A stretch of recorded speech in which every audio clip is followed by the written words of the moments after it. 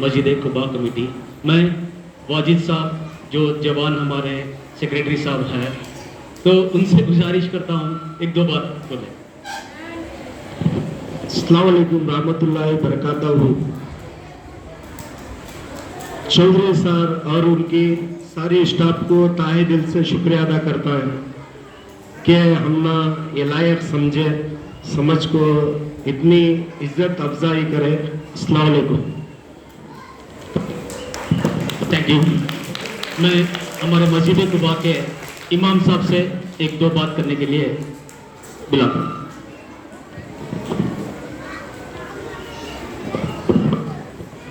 السلام علیکم ورحمۃ اللہ وبرکاتہ. الحمد للہ رب العالمین والصلاة والسلام علی سید الانبیاء والمرسلین محمد وآلہ وصحبہ وآل بیتہ اجمعین.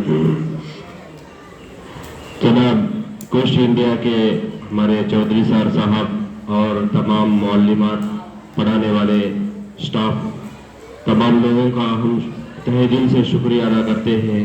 آپ ہمیں جو ہے اسٹیج پر بلا کر کچھ باتیں بتلانے کے لیے جو ہے حکم فرمائے ہیں.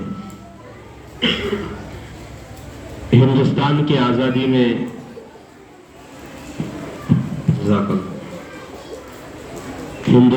آزادی میں ہر طبقے کا ایک بہت بڑا رول رہا ہے. اس کے اندر خاص طور سے مسلمانوں کا ایک بہت بڑا رول رہا ہے، اس لیے کہ ہندوستان کی آزادی کی چنگاری جلانے والے مسلمان ہیں. انڈیا کے اندر ایسٹ انڈیا کمپنی کے نام سے انگریز برطانیہ کے کچھ لوگ 1601 میں کیرلا کے راستے سے ہندوستان میں داخل ہوتے ہیں. اس وقت عالمگیر جو ہندوستان کا ایک مسلمان بادشاہ تھا، اس کو لیٹر دیتے ہیں کہ ہم انڈیا کے اندر بزنس کریں گے، تجارت کریں گے. اس تجارت سے اس ملک والوں کو بھی فائدہ ہوگا، ہمیں بھی فائدہ ہوگا. بادشاہ سمجھا یہ تجارت کے لیے آئے ہیں تو وہ اجازت دے دیا.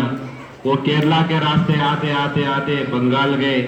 بنگال کے جو نواب تھے جناب سراج الدولہ، وہ سمجھ گئے، ان کی حرکتوں کو دیکھ کر سمجھ گئے کہ یہ بزنس کے لیے نہیں آئے ہیں، یہ ہندوستان کو قبضہ کرنے کے لیے آئے ہیں.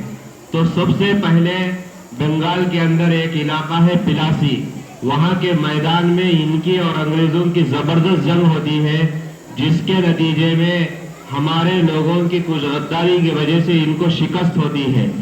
اس نواب صاحب کو قید کر کر ایک علاقے کے جیل کے اندر ان کو ڈال کر شہید کر دیا جاتا ہے. یہاں مسلمانوں کی پہلی جنگ شروع ہوتی ہے. اس کے بعد میں یہ لوگ بنگال سے ہوتے ہوئے میسور تک آتے ہیں، پورے علاقے کو قبضہ کرتے کرتے. ٹیپو سلطان شہید رحمت اللہ علیہ سے اور ان کے والد محترم جناب حیدر علی رحمت اللہ علیہ سے انگریزوں کی زبردست جنگیں ہوتی ہیں، جن جنگوں کے نتیجے میں انگریز ہار جاتے ہیں. انگریز سمجھ گئے کہ ہم ڈائریکٹ جو ہے ٹیپو سلطان اور ان کے والد اور ان کی حکومت کو ہرا نہیں سکتے. اسی لیے ان لوگوں نے آپس میں کٹ جوڑ کر ٹیپو سلطان شہید رحمت اللہ علیہ کے فوج کے ٹکڑوں پر پلنے والے کچھ لوگوں کو غدار کے طور پر پیش کر کر ان کی غداری کی وجہ سے حضرت ٹیپو سلطان شہید رحمت اللہ علیہ کو 1790 میں شہید کر دیا جاتا ہے.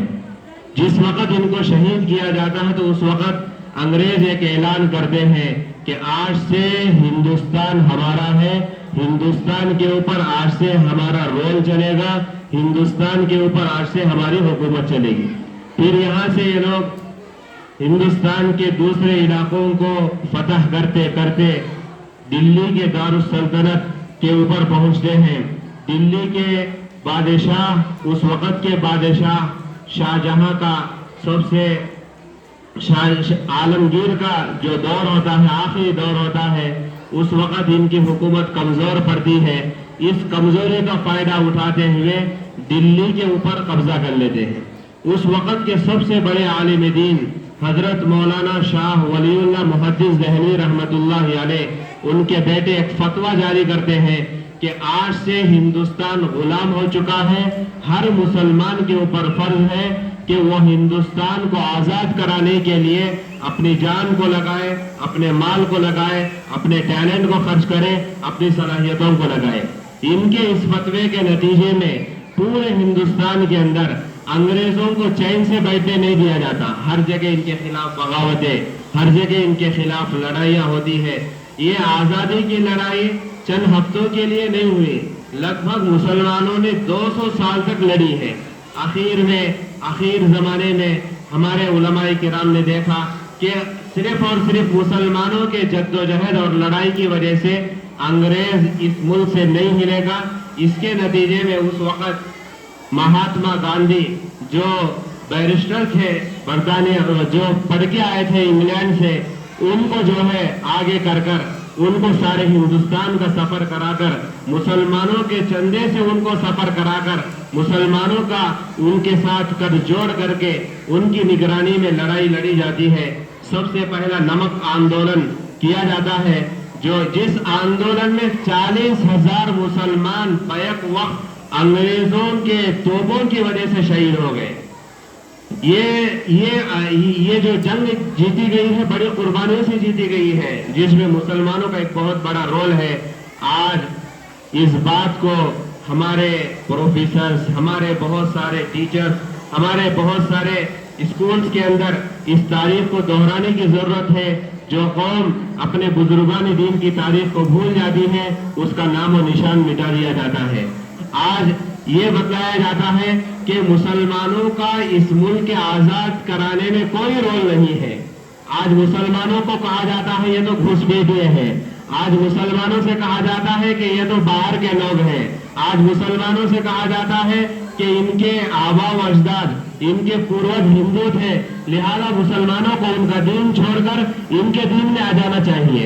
نہیں میرے محترم, مسلمانوں کی تشخص, مسلمانوں کا وقار, مسلمانوں کی شناخت, مسلمانوں کی پہچان انڈیا کے اندر صرف اور صرف اسلام سے ہی باقی رہے گی.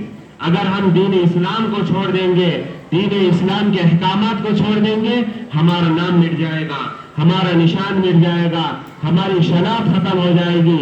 جب تک ہمارے رگوں میں خون ہے, جب تک ہمارے جسموں میں جان ہے, جب تک ہم اس ملک کے اندر رہیں گے, اس ملک سے محبت کریں گے, اس مٹی سے محبت کریں گے, یہاں کے لوگوں سے محبت کریں گے, اس ملک کے ڈیولپمنٹ میں مسلمان قدم با قدم, مسلمان شانہ بشانہ کھڑے ہو کر اس ملک کی ترقی میں آگے بڑھتے رہیں گے. آخر بادشاہ جو بہادر شاہ ظفر, جو ہندوستان کے مغلیہ سلطنت کے آخری بادشاہ تھے, ان کو قید کر رنگون کے جیل خانے کے اندر رکھ دیا جاتا ہے.